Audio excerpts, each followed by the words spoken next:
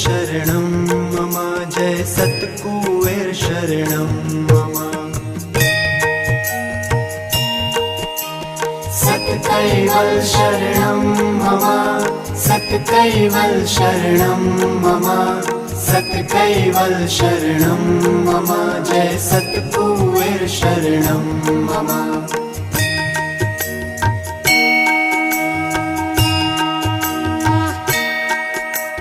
सत्कैवल शरणं मम सत्कैवल शरणं मम सत्कैवल शरणं मम जय सत्कुबेर शरणं मम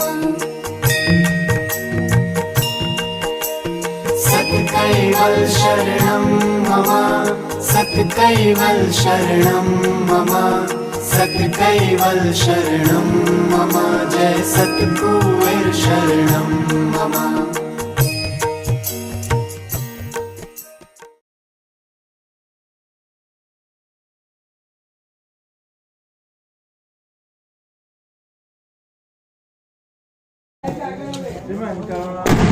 भगवान की महान तपस्वी रघुराम महाराज की जय।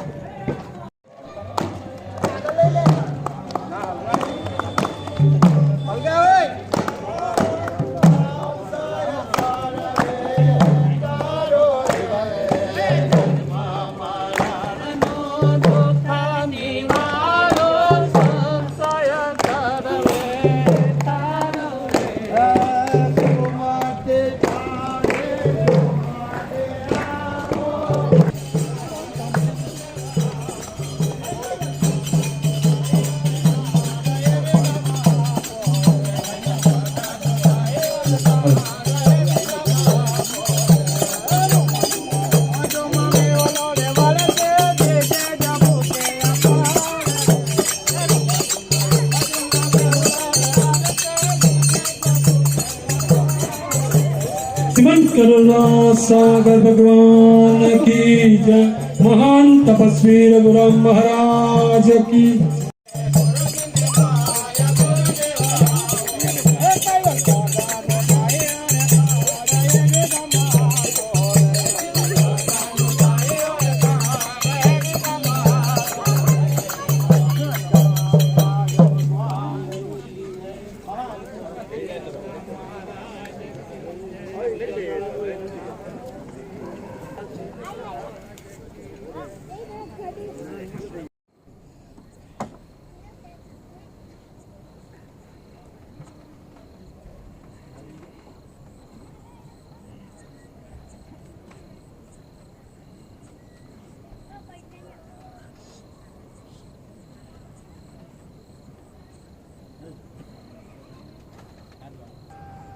श्रीमद् करुणा सागर भगवान की महान तपस्वी रघुराम महाराज की कैवल धाम गुरु ब्रह्मा गुरु विष्णु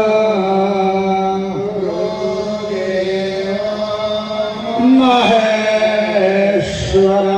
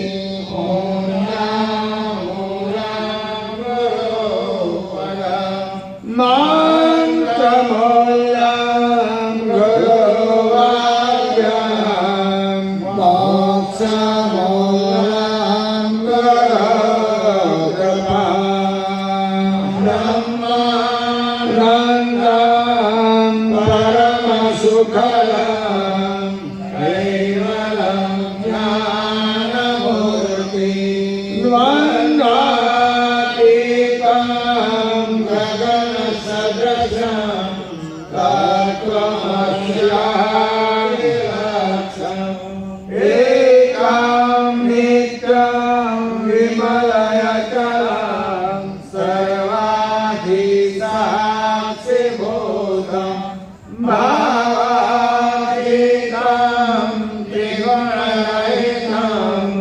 સદગુરુ તામ નમામિ સાત સાગર પર્યંતમ વિદસ્નાનમ ફલમ સદા ગુરુપાદ પ્રક્ષાલમ સહસ્રસેન દુર્લભમ આનંદમાનંદકર પ્રસન્ના જ્ઞાન સ્વરૂપમ નિરોધમોક્તમ યોગેન્દ્ર પ્રિયમ ભાગવૈધ્યમ શ્રી સદ્ગુરુની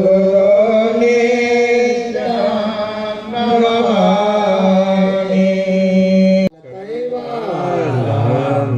સિદ્ધેનામ અવેનામ વયાનામ દ્વિકાલામ લઘોયામ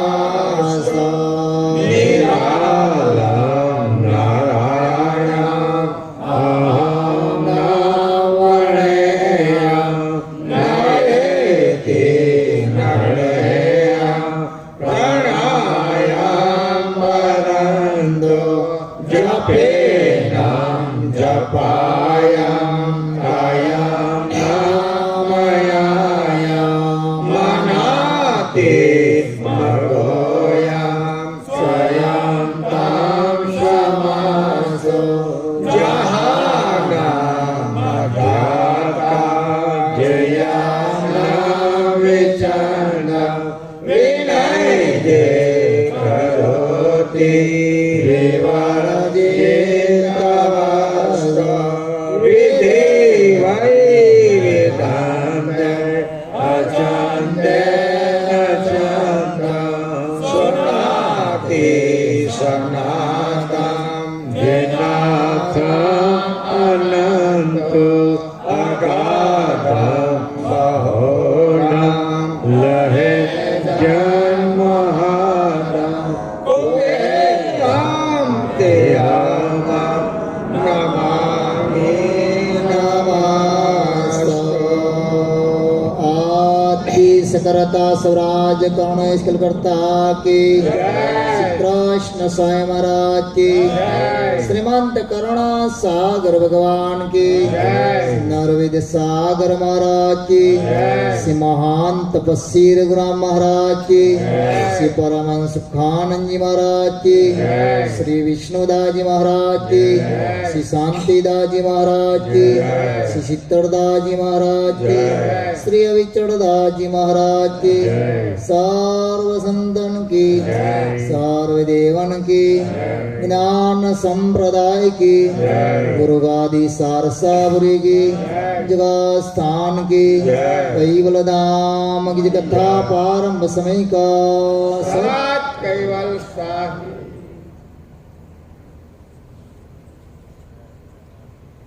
જય કૈવલંસો સાત કૈવલ સાહી ગુરુ પરમ જે અંશ વિશેષ જે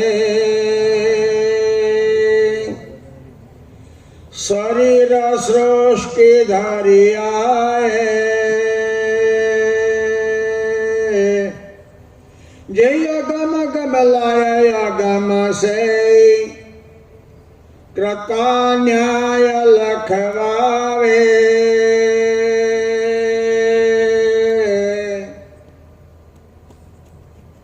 પરમ કૃપાળુ અનંત વિભૂષિત વિશ્વના તારણહાર સર્વજ્ઞ દિવ્ય પરમ ગુરુ ભગવાન કરુણા સાગર મમુક્ષુ માનવોને જ્ઞાન બોધ ઉપદેશ કરતા અલૌકિક અમૃતમય વાણી દ્વારા સ્વરચિત સકળ ચિંતામણી ગ્રંથના અષ્ટાદશ એટલે 18મા અંગને વિશે કહ્યા છે. ગુરુ પરમ સોઈ પરમ વિશેષ જે શરીર સ્પૃષ્ટ ધરી આએ ઉપસ્થિત ધર્મભિલાષી સજ્જન, આજે આપણે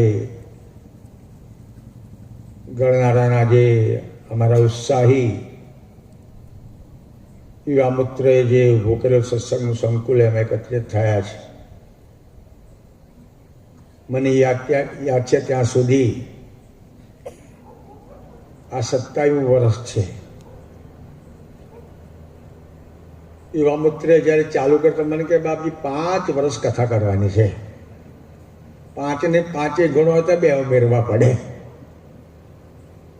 મિત્રોનો ઉત્સાહ છે, ભાવના છે, સારી વાત છે. આપણે તો કેન રીતે પ્રભુ જે સંદેશો લઈને આવ્યા એ જન સમાજને પહોંચાડવાનો છે. અને આ સંદેશો સત્સંગ દ્વારા જ પહોંચાડી શકાય છે.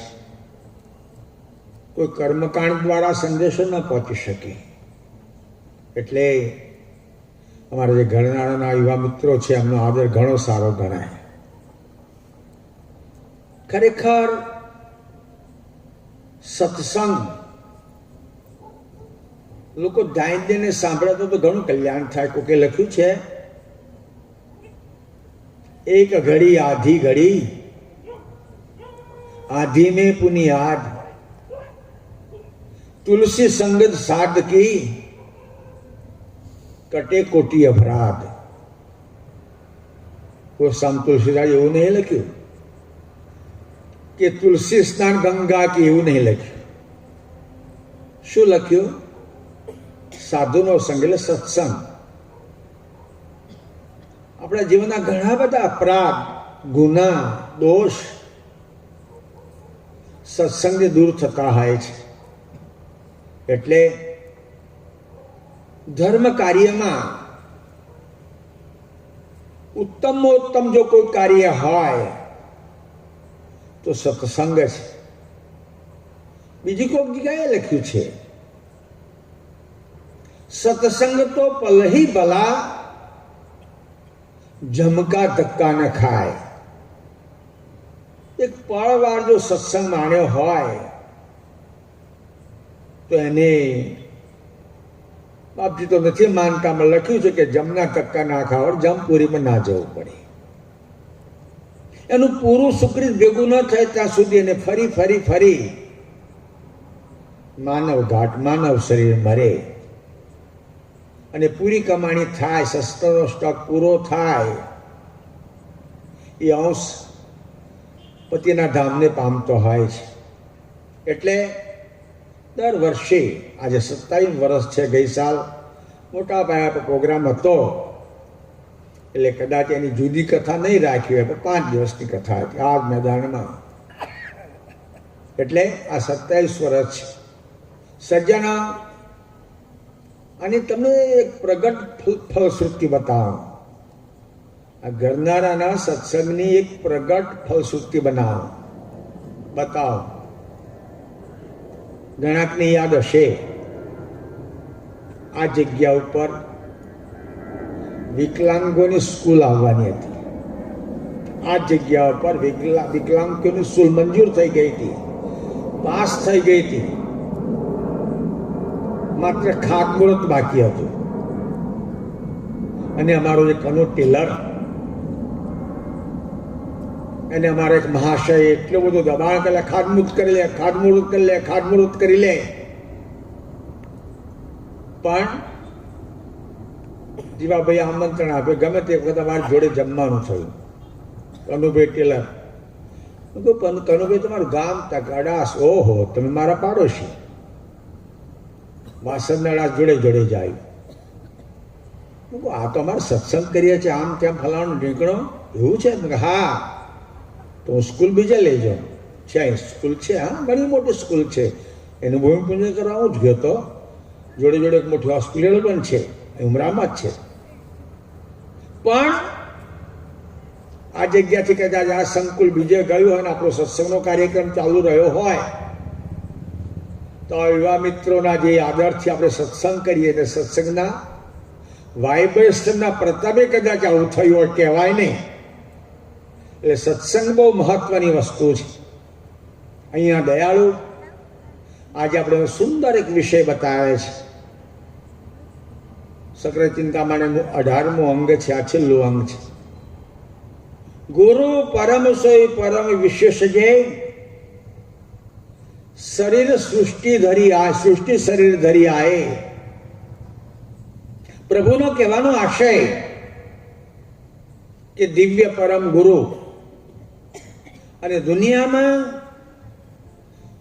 પોતાને ગુરુ મનાવતા હોય, સદગુરુ મનાવતા હોય, આગળ એક નહીં 4 5 શ્રી શ્રી શ્રી શ્રી લખતા હોય, 108 કે 1008 કે 1000 લખતા હોય, પણ એ બધા ગુરુ અને આ દિવ્ય પરમ ગુરુ જે પરમ વિશેષ, એમાં કેટલો તફાવત એ આ અંગમાં પ્રભુએ સુંદર બતાવ્યો છે. ખરેખર ન્યાય સંગત જોઈએ તો કોઈ રાજાને 5 25 50 દીકરા હોય, ભગવાને તો અગાધબોધમાં લાખ છોકરા લખ્યા છે. હવે શું થયું હશે ખબર નહીં, બાપજી ખોટું ન લખે.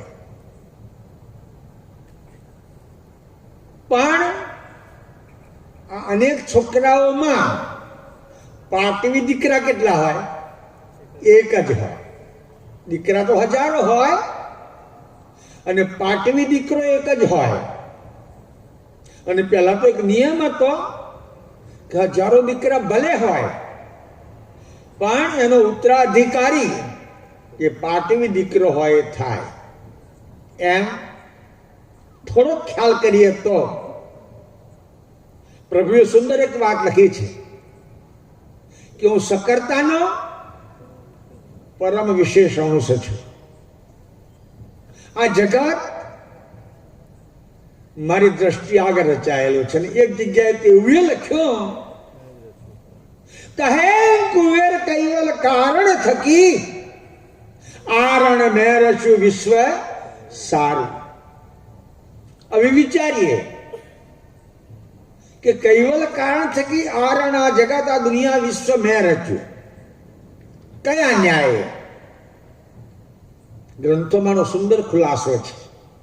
આ જગતની રચના જે થઈ એના માટે પ્રભુએ લખ્યું છે, સકર્તાને ઉપજણો ભુજી. ધ્યાન રાખો, ઉપજણને સંકલ્પ થયો, સકર્તાને નહીં. સંકલ્પ કોને થયો? ઉપજણ નહીં. જો ઉપજણ ન ઉપજી હોત, સંકલ્પ સંભવિત હતો જ નહીં. અને એ ઉપજણ એ જ દયાળુનું મહાન સ્વરૂપ છે. મહાન સ્વરૂપ આપણે એ વિષય નથી લેવો, પણ એ ઉપજણ જ મહાન સ્વરૂપ છે. બધાને ખ્યાલ તો હશે કે આ દુનિયામાં, સમસ્ત બ્રહ્માંડમાં 3 વસ્તુઓ સનાતન છે. 3 વસ્તુ સનાતન છે. એક તો સકર્તા કૈવલ, જેના સંકલ્પથી કે જેની ઉપજણથી આ જગત પેદા થયું. બીજું ખગાકાર શૂન્ય. આમ તો શૂન્ય તો એક જ છે, પાછી શૂન્યોના ઘણા બધા ભાગ પડ્યા ને. અમિત શૂન્ય, ફલાણું શૂન્ય, ઢીકણું શૂન્ય. એટલે બીજી વસ્તુ શૂન્ય. અને ત્રીજું સનાતન બ્રહ્મ. આ 3 વસ્તુ સનાતન છે, પણ ક્યારેય નાશ થતો નથી. ક્યારેક આપણે આત્માને, ચૈતન્ય અંશને નિત્ય માનતા હોઈએ છીએ, પણ જ્યારે સંકલ્પ સમય જાય ત્યારે ચૈતન કૈવલથી જુદો રહી શકતો નથી. કૈવલ સાથે એક અદ્વૈત થઈ જતો હોય છે. પછી અંશનું કોઈ અસ્તિત્વ રહેતું નથી. જ્યારે પેલી 3 વાત, સકર્તા, શૂન્ય અને બ્રહ્મ એ સનાતન છે. હવે જે બ્રહ્મ છે, બ્રહ્મ એમ કહેવાય છે કે સકર્તાનો દિવ્ય પ્રકાશ, એને આપણે બ્રહ્મ કહીએ છીએ. આપણે જેને બ્રહ્મ કહીએ, સકર્તાનો પ્રકાશ માનીએ, એને વેદ અને વેદાંત આ વિશ્વની રચયિતાનું કારણ માને છે. સમજ નથી એટલે. અને એને જ મુસલમાન ભાઈઓ અલ્લાહ માને છે. એને જ આ મુસલમાન ભાઈઓ અલ્લાહ માને છે. કહેવાની મતલબ આ બ્રહ્મ નિષ્ક્રિય છે, ભાવાભાવ રહિત છે, અંતસ્કરણ ગુણ વગરનું છે. પણ બ્રહ્મ સાથે પેલી ઉપજણ સંમિલિત થઈ. મેં કહ્યું ને, સકર્તાની ઉપજણ ઉપજી, જેને મેં દયાળુનું એક મહાન સ્વરૂપ કહ્યું.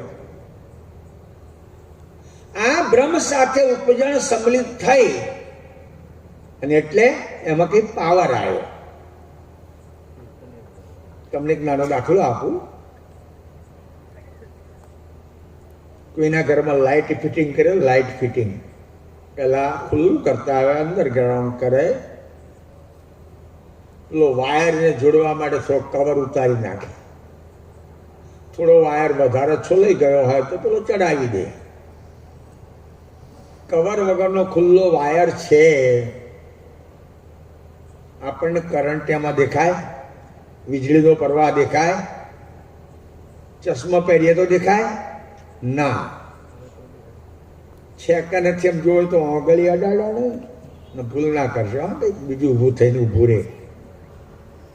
જેમ પેલો પાવર અને તાર, એ જ રીતે ઉપજણ અને બ્રહ્મ સંમિલિત છે. અને ઉપજણના યોગે જ બાપજી કહે છે, રોમ રોમ રગ રગની ગતિને હું જાણું છું. બ્રહ્મ ના જાણા?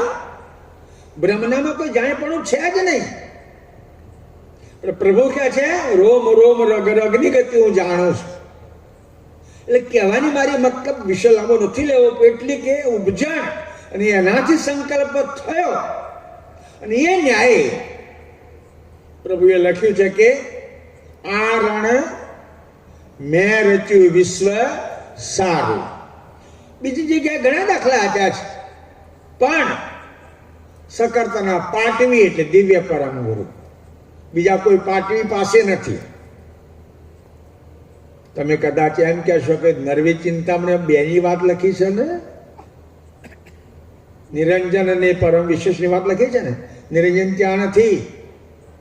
નિરંજન તો આ કાર્યમાં જોડાઈ ગયા ને. અહીંયા નિરંજન તો સૃષ્ટિના કાર્યમાં જોડાયા. અને જોડાયા એટલે આ રચયિતા કોણ છે જ ભૂલી ગયા. ભાઈ, આ સૃષ્ટિ કોણે રચી, કોના સંકલ્પથી થઈ, એ ભૂલી ગયા. પણ આમ તો પરમ વિશેષ તો ખરા, પણ બાહ્ય વૃત્તિના પરમ વિશેષ હતા. થોડો ખ્યાલ આપો. વ્યક્તિ, માણસ, એની બે સંપત્તિ હોય. બાહ્ય વૃત્તિની સંપત્તિ ને આંતરવૃત્તિની સંપત્તિ. આપણી વ્યક્તિની જ વાત છે. ઘર, પદાર્થ, ભૂમિ, પત્ની, પરિવાર, આ બધો બાહ્ય વૃત્તિનો છે. હા, બધો બાહ્ય વૃત્તિનો છે. ઘણો પ્રેમ હોય, ઘણો હિત હોય, ઘણી ભાવના હોય. ઘરવાળાને દમ ચડે તો પેલી ઓફા કરી. કોણ ઓફે? જેને દમ ચડ્યો હોય એ. સંબંધ ખરો પણ બાહ્ય વૃત્તિનો છે. જ્યારે અંતર અને અંતર્વૃત્તિની જે આધ્યાત્મિક કમાણી છે એ આંતરિક વૃત્તિની કમાણી છે. એ આંતરિક વૃત્તિની કમાણીનો સંબંધ ચૈતન સાથે છે અને બાહ્ય વૃત્તિની કમાણીનો સંબંધ ગાંઠ સાથે છે. કોકનો ઘરવાળો મોદું થાય તો પેલું મારા ઘરવાળા મોદા થયા. કેમ? ગાંઠા કે નાતો છે ને. એ જ રીતે નિરંજન બાહ્ય વૃત્તિના પરમ વિશેષ. જગતમાં જોડાયા પછી એવું વિસર્જન પણ લાગ્યું કે આ કોણે રચ્યું હશે. નરવી ચિંતામણીમાં સુંદર વાત આવે છે. અને આ વિચારથી એમના મોઢા પર ગ્લાની આવી. પછી તો બાપજીએ લખ્યું, શક્તિએ પૂછ્યું કૌંકિત પુરુષ ઉદાસી.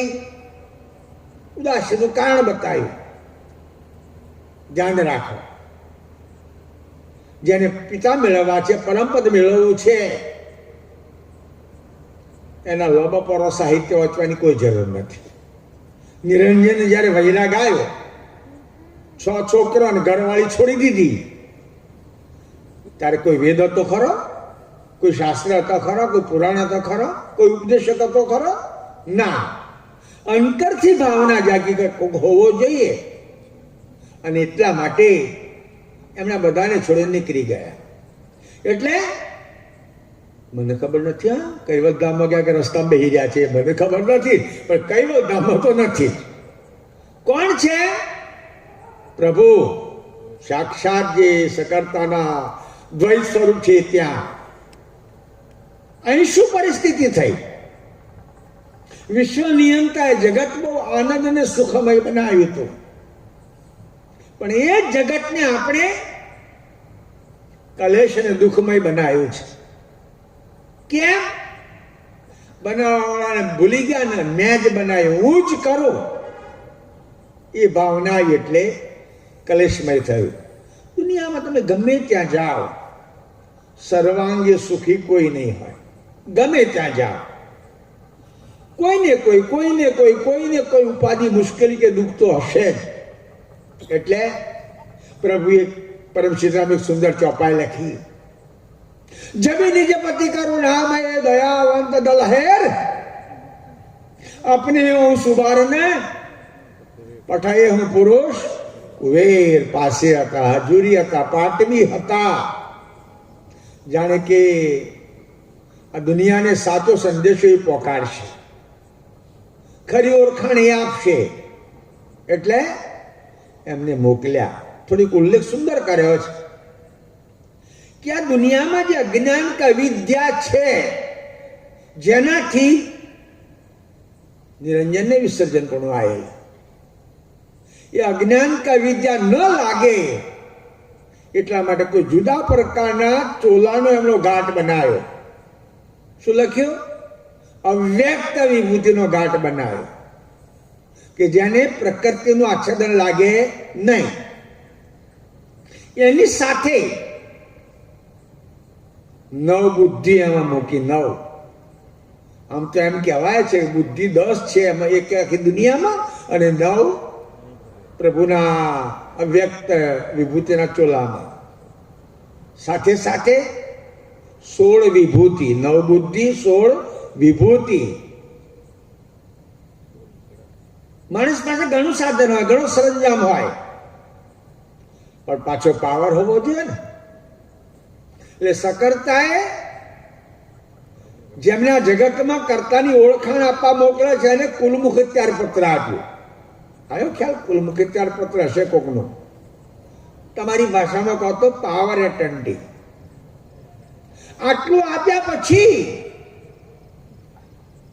ગમે તે કારણ હોય, કદાચ કર્તાનું ધામ છોડીને આવવું નહીં હોય કે કોઈ કારણ હોય, બાપજીએ શું લખ્યું?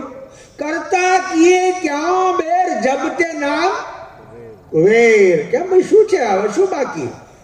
પૂરો સરંજામ, અવ્યક્ત વિભૂતિનો ચોલો અને કુલમુખત્યાર પત્રે નામ પડ્યું જબતે નામ કુવેર. એ પ્રભુ બાપજી અહીં કહે છે, ગુરુ પરમ જઈ અંશ શરીર સૃષ્ટિ ધરી આય. એમનું શરીર પ્રકૃતિ જેને કે બુનથી બનેલું નહોતું. ખ્યાલ છે આપણા બધાને. કોક જ જગ્યાએ 12 સ્વરૂપ લીધું એમના વચનને સાચું પાડવા, નહીં તો અવધૂત તરીકે, યોગી તરીકે, મહાપુરુષ તરીકે પ્રગટ થયા છે. દયાળુ કે છે એ દિવ્ય શરીર ધારણ કરીને આવ્યા. શું કરવા? આપણો સકર્તા કોણ છે એ ગતિને આપવા માટે આવ્યા. કે છે જઈએ ગમ ગમ લાય અગમ છે. 2 જગ્યા, એક પાઠમાં 2 શબ્દ અગમ આવ્યા. એક તો એવી ગમ લાયા કે આજ સુધી કોઈને એની ગમ પડી નથી, અગમ કહેવાય. તે ક્યાંથી લાયા? ત્યાંથી જે અગમ ગમ લાયે અગમ છે ત્યાંથી લાયા. કોઈ પહોંચો ને ત્યાંથી લઈને આવ્યા. સકરતાના ધામમાંથી આ ગમ લઈને આવ્યા. શું કર્યું? કરતા ન્યાય લખવાવે. સકર્તા કોણ છે? રચયિતા કોણ છે? વિશ્વનો પોષણહાર કોણ છે? ન્યાય સહિત લખાયા. ન્યાય ખ્યાલ તો હશે. વ્યક્તિ કરતા ન્યાયનું મહત્વ વધારે છે. મોટી સત્તા પર વ્યક્તિ હોય કે ભૂલ થાય અને કોર્ટમાં ન્યાયમાં નિવેડો આવે અને ભોગવવો પડે ને. ઘણા સત્તાધારી હુરીએ નહીં ચડાયા? ચડાવી દીધા ને, ઘણા ચડાવી દીધા. એટલે વ્યક્તિ કરતા ન્યાય મહત્વની વસ્તુ છે. અહીં દયાળુ જ વાત કરે, તે કરતા ન્યાય લખવાવે તો આગળ જે જે કઈ સ્થાપના કરી ગયા એ બધામાં ન્યાય નહીં હોય? ના, જરાય નહીં. શ્રદ્ધા એટલી છે, ન્યાય જરાય નથી. કેમ? દિવ્ય પરમગુરુ જે પ્રતિપાદન કર્યું એ પહેલા પરમેશ્વરની વાતો છે, પરમેશ્વરની સ્થાપના છે, પરમેશ્વરની માન્યતા છે, પણ એ બધી વાતો ન્યાય સંગત નથી. બધી વાતો ન્યાય સંગત નથી. કેમ? પ્રભુના પધારવા પહેલા બે પ્રકારના પરમેશ્વરોની વાતો ચાલે છે ને, બે પ્રકારની. કેટલાક એમ કે છે કે અસુરોનો સંહાર કરવા, કામ કરવા કે તેમ કરવા પ્રભુ દેહ ધારણ કરીને આવે છે. એટલે એક માન્યતા સગુણ છે. સગુણ ગુણેન સહ વર્તમાન સગુણ માન્યતા છે. બીજી માન્યતા મેં આગળ વાત કરી બ્રહ્મની છે. આમાં ન્યાય નથી. બાજુ સુંદર આ જ ગ્રંથમાં આગળ ગ્રંથમાં લખ્યું છે, શિરગુણ ઈષ્ટ સકલ જેતને ભરે સો તો કરતા કરત કે. આ દુનિયા તો જે આકાર વાળો પરમેશ્વર માને છે, ગમે એટલા ઈષ્ટો હોય, શું છે? કર્તાનું ક્રત કરતા નથી. સો તો કરતા કરત કે જિનકે તન અનિત પદાર્થ. આ બધાના શરીરો અનિત્ય પદાર્થના બનેલા છે. અનિત્ય પદાર્થ કોને કહેવાય? જેનામાં સદાય પરિવર્તનપણું હોય. એ પદાર્થમાં પરિવર્તનપણું હોય, નિત્યપણું ના હોય, એને અનિત્ય કહેવાય. તો શાસ્ત્રોમાં એક સૂત્ર તો છે, પરિવર્તની સંસારે મૃત્યુ કોવાણ જાય તે. આ શાસ્ત્રોનું સૂત્ર છે. આ પરિવર્તનશીલ સંસારમાં જન્મીને કોણ મરતો નથી? બધાના માટે મરણ અનિવાર્ય છે. એટલે બાપજીએ લખ્યું, જિનકે તન અનિત પદાર્થ અવધ કાલ મરત કે. એટલે ગમે એટલા વિભૂતિ વાળા કે વખાણ કર્યા હોય કે એની વર્ણન કર્યું હોય, આમાં કોઈ સૃષ્ટિ સર્જક છે નહીં, નિયંતા નથી. જ્યારે બીજા સિદ્ધાંત માટે એની જોડે ચોપાઈ લખી, નિર્ગુણ બ્રહ્મ કરતા અનુચિતા અંતસ્મિનું સંકલ્પ કે. આ વેદ ને વેદાંત કે સ્વામી સંન્યાસી અને માને, બ્રહ્મને માને, પરમેશ્વર બ્રહ્મમાંથી જગત પેદા થયું એવું માને, પણ આને અંતસ્કરણથી તો સંકલ્પ શક્તિ કઈથી હોય? અંતસ્મિનું સંકલ્પ કે. તો આ ભવ કે કરણહાર કો ઉપજે કે નું કલ્પ કે. તો કોના સંકલ્પથી આ જગત થયું? પેલી બે વાતમાં ન્યાય લાગતો નથી. ત્યારે ન્યાયયુક્ત સકર્તાના પ્રતિપાદ માટે બાબી કરતા ન્યાય લખવાવે. ન્યાયથી કરતા લખાવે છે. હવે આ તો દિવ્ય પરમ ગુરુ માટે આ વાત છે. જ્યારે આ દુનિયામાં જે બધા પોતાને ગુરુ કહેવડાવતા હોય તો ગુરુ દુનિયા માનતી હોય એના માટે બાબીઓ સુંદર વાત લખી કે और सकल सगुण गुरु अंश के करता अंश सामान्य. મેં આગળ કહ્યું ને પોતે સદગુરુ, અત્યારે તો લોકોને સદગુરુ શબ્દ લખાવાનો બહુ ફાઈ ગયો છે. કશી સમજણ ના હતા અમારા સદગુરુ બાપજીના સિદ્ધાંત પ્રમાણે સદગુરુ કબીર સાહેબને કહેવાય. એટલે વ્યક્તિના સાથે નાતો નથી. કબીરે અંશને તાર્યો છે, પણ એમણે અંશી પદ સાથે અંશને એક કર્યો નથી. અંશને તાર્યો, તત્વોને ઘાટને બાદ અંશને તાર્યો એટલે કદાચ સદગુરુ કહેવાય. પણ દિવ્ય પરમ ગુરુ સિવાય આ અંશને અંશી પદ સાથે બીજો કોઈ કરાવે નહીં. સુંદર દાખલો લખ્યો પ્રભુએ. ભલે અંશને તાર્યો કે ન્યારો કે અલગ કર્યો, પણ જ્યાં સુધી અંશી પદ સાથે એક ન થાય ત્યાંથી પાછો ભૂલો પડવાનો. સુંદર દાખલો લખો, તમને ખ્યાલ હોય તો. તાંબાનો કે કોઈ ધાતુનો પાત્ર હોય, ઘસીને ચકચકિત કરે, લોકો બહુ ઘસીને ચકચકિત કરે, વાપરવાની એમને મૂકી રહો ઉપર. 4 દાડા પછી કારું ભૂટ જ હોય અને ઉમરામાં તો બીજા દાડા જ કારું પડે. એટલે ઉમરાની ખામી નહીં, પણ દરિયો નજીક ખરો ને, એક ક્ષારવાળી હવા આવે તેમાં. પણ એ ચકચકિત કરેલું પાત્ર ધાતુનું હોય, તાંબાનું હોય કે પછી બીજી કોઈ ધાતુનું હોય, એને પારસનો પટ લગાવવામાં આવે તો એની જાતિ બદલાઈ જાય, પછી એને કાટ લાગે. એ જ રીતે કબીરે ભલે અંશને તાર્યો, પણ એને જ્યાં સુધી અંશી પદ સાથે એકતા કરવામાં ન આવે, ગતિ એકતા ન થાય, ત્યાં સુધી પાછું કાટ લાગવાનો. તેમ છતાં અત્યારે કશી ખબર ન હોય, પણ અમારા સદગુરુ એટલે હું તો એમ કહું, ગુરુ થવાનો કોઈનો અધિકાર નહીં. સદગુરુ શું પહોંચી ગયા લોકો. ખરેખર દયાળુ કે છે આ બધા સામાન્ય અંશ છે, વિશેષ નહીં. વિશેષ કોણ? પેલા અવતારી પુરુષો આવે ને એ વિશેષ છે. અહીંયા જે બધાને પોતાને સદગુરુ લખાવે કે શ્રી શ્રી લખાવે કે 8 લખાવે, એ તો અહીંયા આપણા જેવા પેદા થયેલા.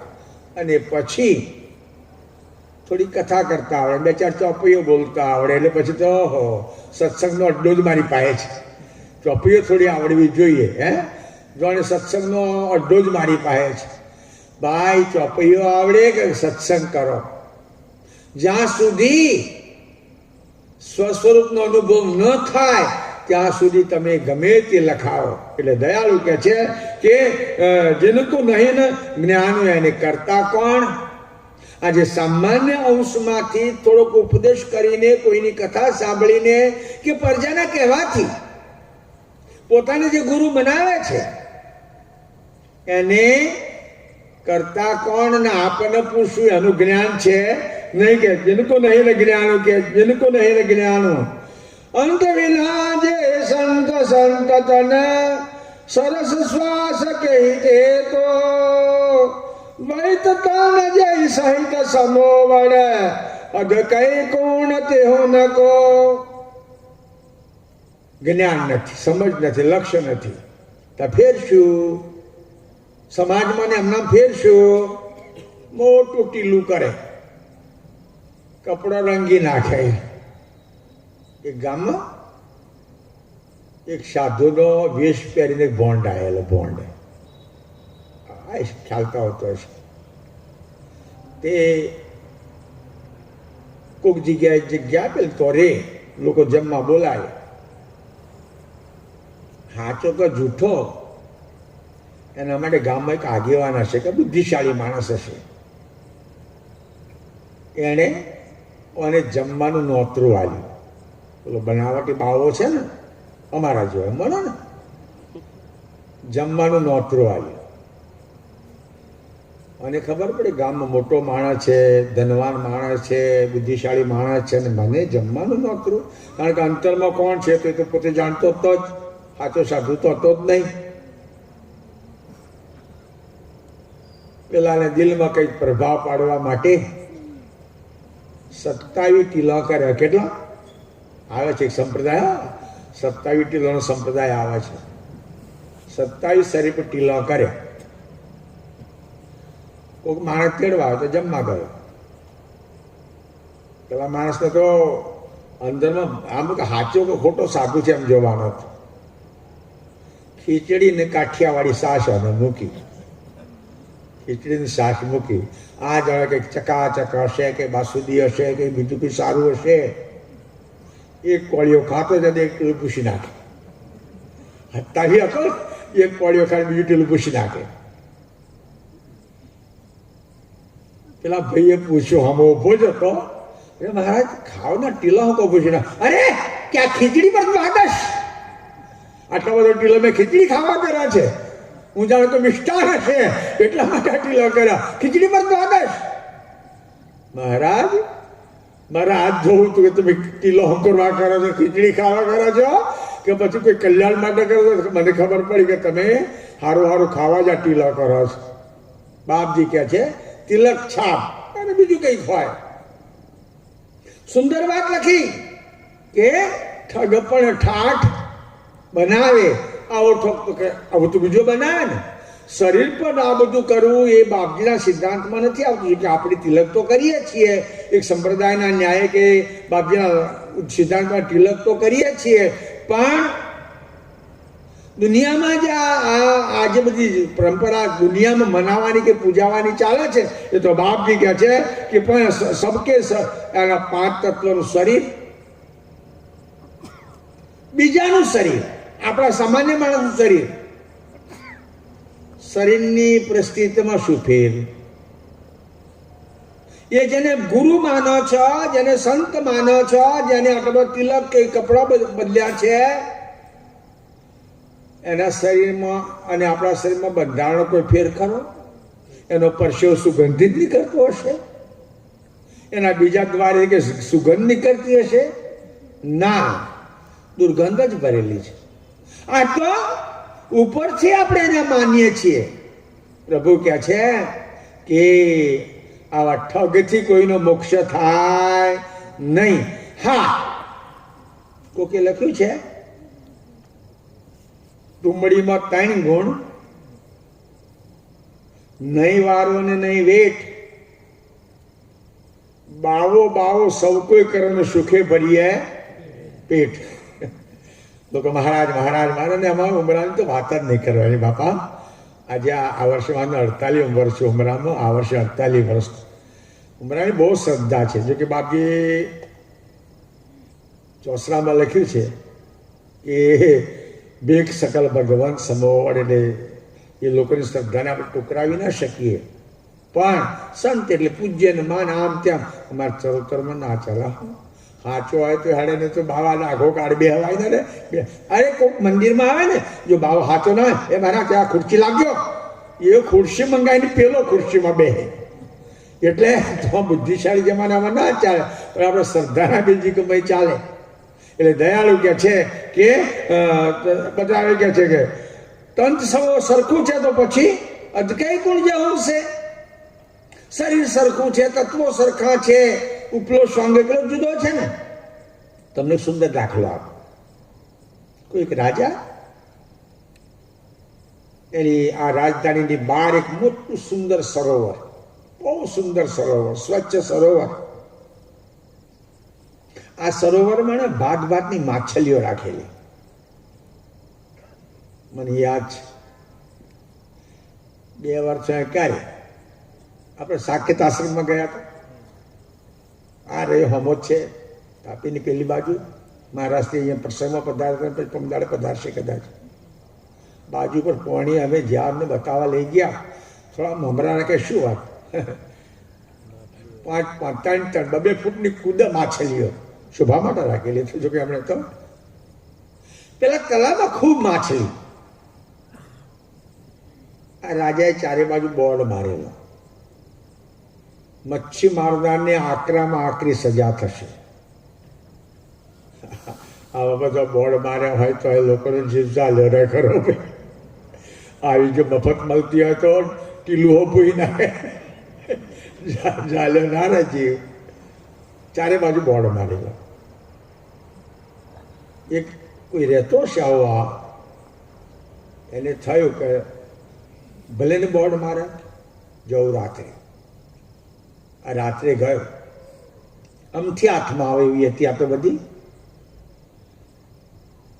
સવાર થવાનું થયું તો રાજા કે જવાનો હશે, એનું સરંજા લઈને રસાલો લઈ મોટી ઘોડાના આ બધું કિનારા પર નીકળ્યો. પ્રભાત થયેલું. પેલાને થયું કે રાજા તો આવી ગયો, મારા ચામડા કાઢી નાખશે, મને દંડ કરશે, મને મારી નાખશે, સૂર્ય ચડાવશે. અને થયું કે બચવાનો શું ઉપાય? હવે પાણીમાં બુડો તો એ મરી જાય, ભાગે તો રાજાથી કેટલો આગો નાય. રાજા પાછળ હતો તો આગળ હાથ ઘોડાના હાથ એવું ચાલ્યા કરે. અને શું કર્યું? પેલી પકડવાની શું કહે, શું કહે, ઝાર ઝાર કહો, ઝાર એનો લંગોટો વાગી દીધો અને શરીર પર રાખડો ચોરી દીધો, પેલા કાદવ ચોરી દીધો.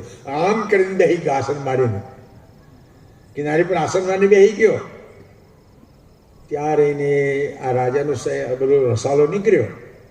રાજાને થયું પ્રભાત થતા થતા કેવા એક સદગુરુનો દર્શન થયા, કેવા સદગુરુના દર્શન થયા.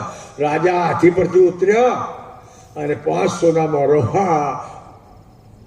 માછીમારા ઘરે મૂકી હતો તો માછીમાર ને થોડો સંત હતો. રાજાએ 5 મૂકી, દીવાને 2 તો મૂકવી પડે ને, કોઈ એક તો મૂકવી પડે ને. ખાસો ઢગલો થયો, પગે લાગીને જતા રહ્યા લોકો. તો જણે સંત જ હશે. ઠગ હતો, ઠગ વિદ્યા હતી, ઠગનો ઠાઠ હતો. પણ રાજાના કાનૂનથી બચી ગયો. કેમ? તો કે બનાવટી પણ ઠગનો સાધુનો વેશ લીધો ને. એમ તમે દુનિયામાં કદાચ રોટી રળી ખાવ, પેટીયું ભરી ખાવ, પણ જે કૈવલ પદ મેળવવાનું છે એ દિવ્ય પરમ ગુરુ સિવાય દુનિયામાં તમને કોઈ કૈવલ પદ કે કૈવલ મોક્ષ આપી શકે નહીં. ઠગ પણ ઠાઠ બતાવી. એટલે દયાળુ કે છે કે આવા ઉપલા સંગથી તિલક કરીને મહારાજ બનાવવું, કપડો બદલીને મહારાજ બનાવવું, અગર તો બીજી કોઈ રીતે આપણે પૂજાવવું, એનાથી કોઈ મોક્ષ થાય? જેનો મોક્ષ ન થાય તો બાપજી સુંદર વાત લખે છે, तिनके सेवक हरिजन की क्या गत होई, એનો જ મોક્ષ ન થાય. તમને માનવા વાળા હોય, હરિજન સેવકો હોય, એમની શું ગતિ થાય? હે, ક્યાં પરમ ગુરુ અને ક્યાં આંધળી શ્રદ્ધા વાળા હાથ કરીને બતાવે છે કે આ પરમ ગુરુ આવ્યા, અમની શી દશા થશે? હા, અમની શી દશા થશે? ના, બાપજી તો અલૌકિક પુરુષ છે. વિશ્વમાં પરમ ગુરુ એક જ ને? ખરા પરમ ગુરુ બીજા?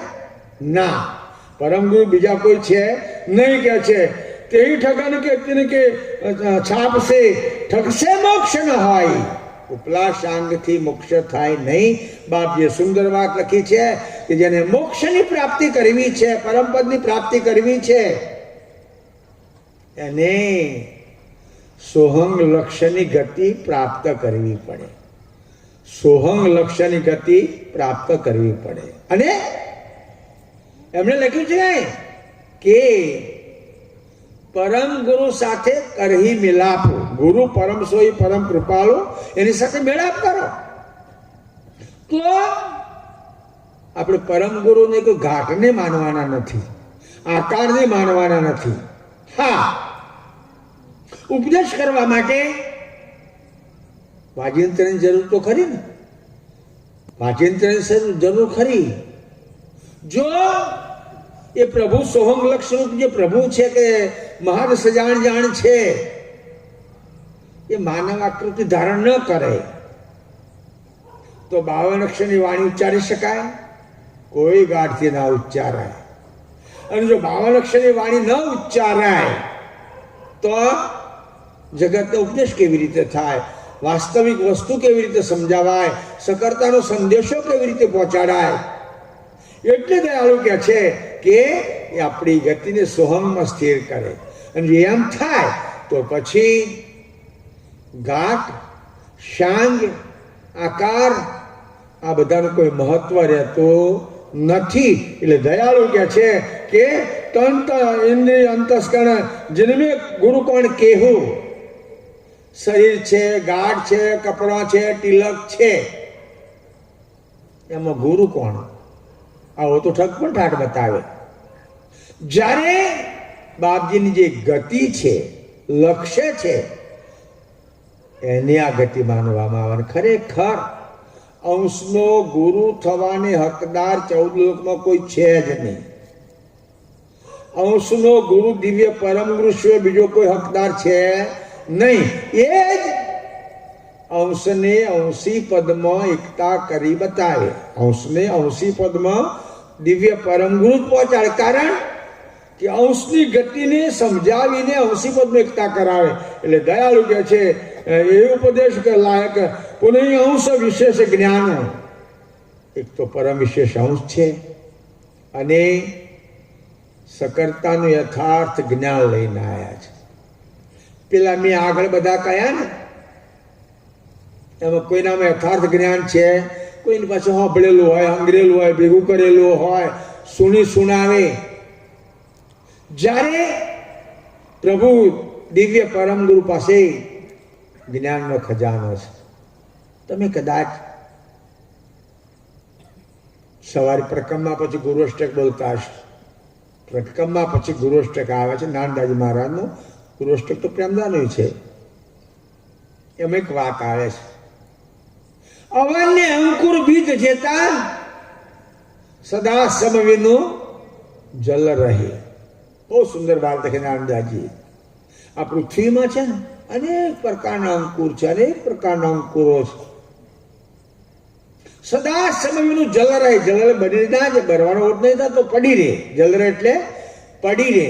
સદા સમયનું જલ રહે, પાણી વગર પડી રહે. અને ખૂબી તો જુઓ, કૈવલની કળાની ખૂબી તો જુઓ ભાઈ. ચોમાસામાં વરસાદ વરસ્યો, અનેક પ્રકારના અંકુરો ઊંઘ્યો, પણ હજુ મેં પડી રહ્યો છે, બીજો ના ઊંઘે એવો. શિયાળામાં તમે પાણી લઈને ઘઉં કર્યા, શિયાળુ કંઈક પાક કર્યો, જે બાકી હતો એ પછી ઊંઘ્યો. શું ચીલને બલાડો ને એવું થાય છે ને એ પછી ઊંઘે. ચોમાસામાં આટલો બધો વરસાદ વર્યો તો કોવાઈ ના જાય. હું તો ઊંઘે ના, ઊંઘ્યું ને તો કોવાઈ જાય ના. કેટલું આંખે ન દેખાય એવા નાના અંકુરો આવે, કોવાઈ ના જાય. કેવી કરતાની કળા, કેવી કરતાની ખૂબી. જ્યારે શિયાળો આવે તો પેલા ઊંઘ્યો. શિયાળામાં પાણી 5-10 વખત લઈને ફસલ લઈ લીધી છે કે કર્યું હોય તો પકવી લીધું, તો હજુ તો અંકુરો પડી રહ્યા છે. બરાબર ગરમી આવે, ગરમી જેઠ મહિનાની કે જૂન મહિનાની, ત્યારે પાછું કશું ઊંઘ જોયું છે? જ્વાસો ને આખરો નામ જાણતા હોય તો જ્વા તો એ નહીં. ચોમાસામાં ના ઊંઘ્યા, શિયાળામાં પાણી લીધું તો ના ઊંઘ્યા, અને ગ્રીષ્મ ઋતુમાં લીલો છામ. બાપજીએ તેટલા માટે ઉલ્લેખ કર્યો છે, સત્સંગથી ના પલળે, ભક્તિથી ના પલળે, અને આવા ઉનાળામાં લીલાછમ થાય. આ જ્વાસા જેવા હોય ને એ ઉનાળામાં લીલાછમ થાય. એટલે બાપજીએ લખ્યું, અવન્ય અંકુર બીજ જતા સદા સમનું જલરાય પડી રહે છે. અરસ નિર્જ પરસ પાય. પાણી પડે કે ગમે તે રીતે પાણી મળે. ધ્યાન રાખજો, આ જે અંકુર છે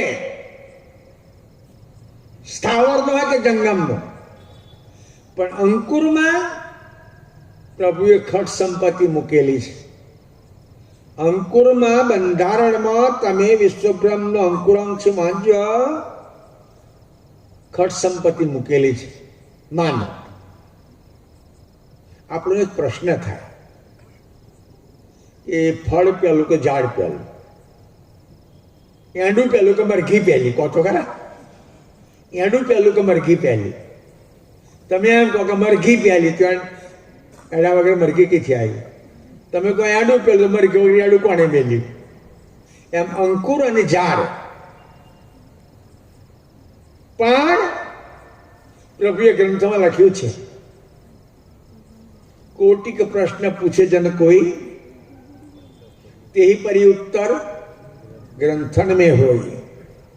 કોઈ કરોડો પ્રશ્ન પૂછે તો બાપજી અમારા ગ્રંથોમાં બધાના ઉત્તર છે. આપણા મંદિરમાં ગ્રંથો મળે છે પણ પછી એનું વાંચજો ને મૂકી રાખવાથી ઉત્તર ના મળે. તાતે તુમ સબ ગ્રંથ અભ્યાસો. ભાઈ વધારે નહીં તો ઘરમાં નિયમ રાખો કે 5, 10, 15 મિનિટ કે અડધો કલાક ગ્રંથનું વાંચન કરું. આખો દાડો પેપરનો પોનો ફેરવાનો, નોવેલોનો પોનો ફેરવાને. ના ઠીક છે હવે તો સમાચાર જાણવા માટે, પણ ખરેખર પ્રભુ મૂડી મૂકીને ગયા છે, આત્મકલ્યાણનો ખજાનો મૂકીને ગયા છે, પણ એનો જો અભ્યાસ ના કરીએ તો એનો અર્થ કશો છે નહીં. એટલે બાદ તાતે તું સબ ગ્રંથ અભ્યાસ, વિવિધ વિગત કરી અર્થ નિકાસવામાં, એની પ્રમાણે અર્થ કાઢો. તમે કોઈ પ્રશ્નમાં જાણતા નહીં આવે તો પ્રશ્ન એ થયો કે ઝાડ પેલું કે ફળ પેલું, એ પ્રશ્ન થયો. ખરેખર બાપજીએ જવાબ આપ્યો છે, ઝાડે નહીં ને ફળે નહીં. એ નિયંતાએ 6 અરૂપ વસ્તુમાંથી અંકુર બનાવ્યું છે. વસ્તુ કેટલી? 6. કારણ કે આખી જગતનું બંધારણ ખટનું જ છે. અહીંયા ગુણગણ ખટ છે, મહાન ખટ છે.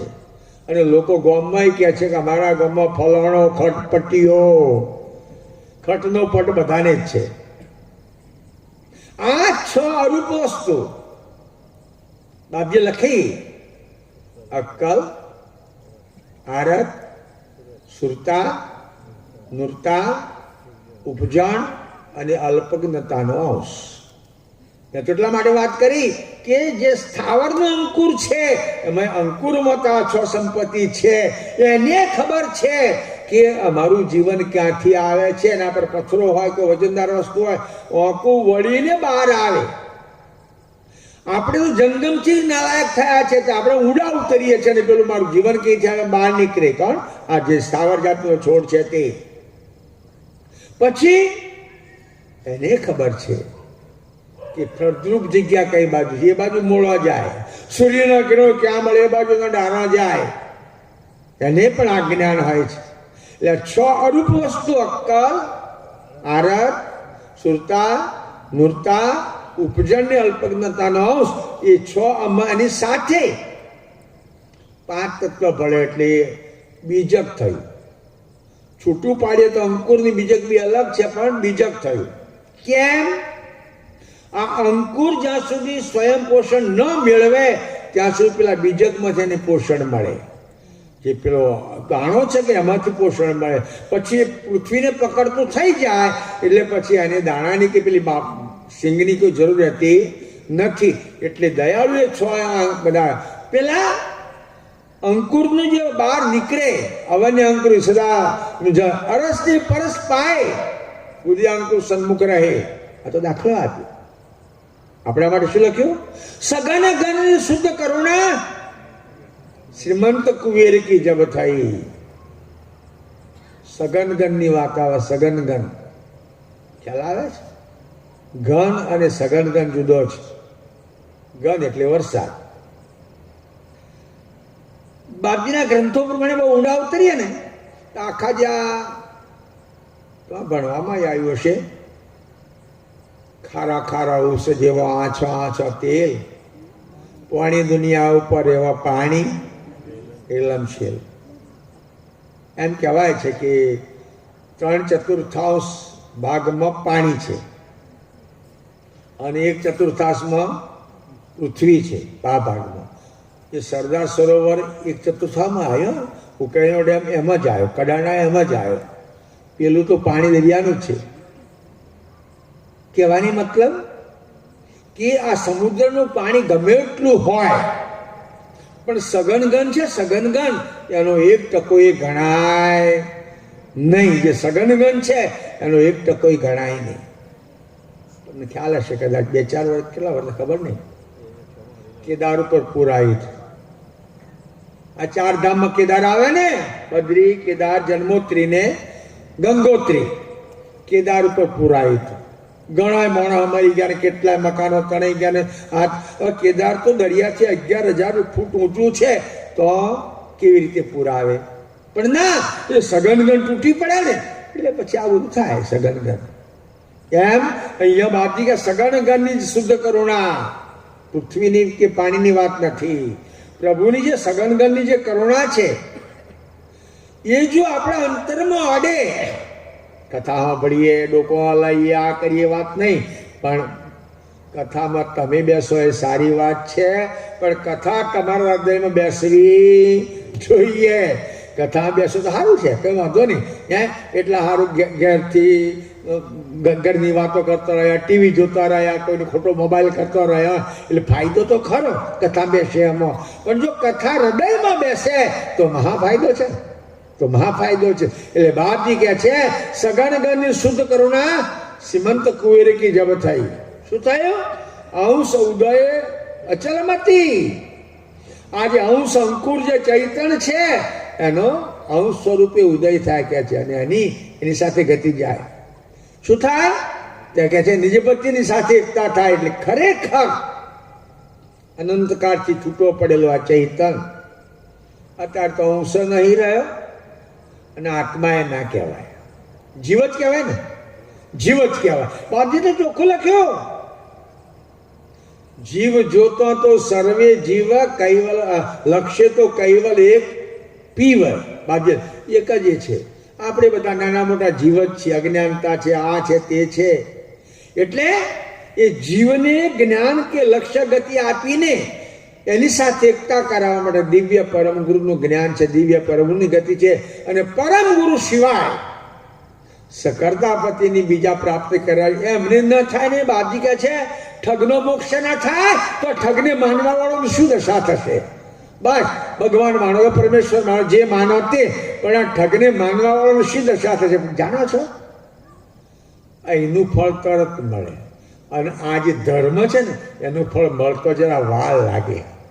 ધર્મની કમાણી નિષ્ફળ જાય નહીં, પણ ધર્મની કમાણીનું ફળ લાંબા ગાળે મળે.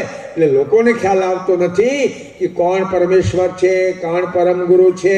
આ બધા જે ઉપદેશકો છે એમાં પરમ ગુરુ ખરો કે કોઈ નહીં, એ ગતિને સમજતા નથી. એટલે બાપજી કહે છે કે પરમ ગુરુ સાચા અંશનો મોક્ષ કરવાવાળા છે.